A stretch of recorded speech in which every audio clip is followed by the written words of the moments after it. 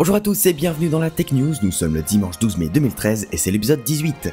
Que s'est-il passé dans le monde de la technologie? La réponse chaque semaine dans la Tech News, et aujourd'hui nous allons parler d'un voleur d'iPhone, d'Apple qui offre une carte cadeau de 10 000 $, de la taxe sur internet et de YouTube qui lance des chaînes payantes. La Tech News épisode 18, c'est parti. Nous connaissons tous YouTube, le fameux service de Google qui est d'ailleurs la plateforme sur laquelle vous regardez cette vidéo. YouTube est donc un service de partage de vidéos gratuites. Effectivement, vous n'avez pas payé pour visionner cette chronique. Si c'est le cas, vous vous êtes fait arnaquer. YouTube compte aller plus loin en lançant ses premières offres payantes avec des contenus professionnels. Ce système fonctionne comme un forfait mensuel avec un minimum de 80 centimes par mois.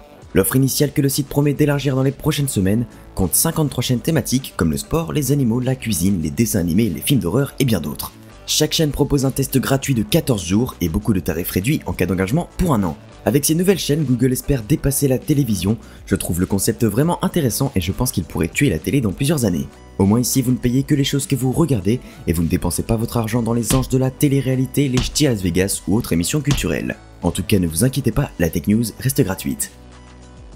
Peut-être que vous faites souvent vos achats par internet pour ne pas avoir à subir le coût de la TVA, et bien cette nouvelle ne va pas vous ravir. Le zéro taxe sur les ventes par internet aux États-Unis pourrait bientôt disparaître après l'adoption lundi par le Sénat américain d'une mesure qui obligerait les géants du commerce sur internet, comme Amazon ou encore eBay, à facturer une taxe locale sur 100% de leurs ventes. La loi doit encore être adoptée par la Chambre des représentants avant d'entrer en vigueur, mais au Congrès, de nombreux élus sont favorables à la suppression de cette faille légale qui permet actuellement aux internautes d'économiser l'équivalent de la TVA. La loi doit mettre tout le monde sur un pied d'égalité selon la Maison Blanche, puisqu'il n'y aura plus de différence de taxation entre les achats dans les magasins physiques et ceux en ligne. Une mauvaise nouvelle pour les consommateurs, mais surtout pour les e-commerce, puisque les acheteurs perdraient alors le gros avantage d'acheter en ligne.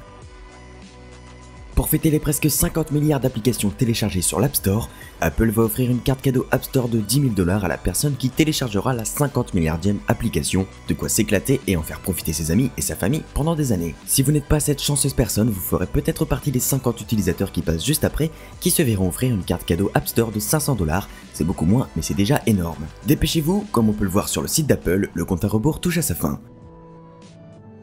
En parlant d'iPhone, si ce n'est pas déjà fait, n'oubliez pas d'activer la fonction localiser mon iPhone, elle vous permettra d'afficher la position GPS de l'iPhone sur votre ordinateur ou sur un autre iPhone depuis votre compte iCloud. Cette dernière a bien servi à ce footballeur amateur de Kirkville qui ne retrouvait pas son iPhone dans les vestiaires après un match, il a alors emprunté l'iPhone d'un de ses coéquipiers pour le retrouver. Le GPS indiquait que l'appareil se trouvait toujours dans le stade juste avant de se déplacer dans une rue adjacente et de s'éloigner lentement.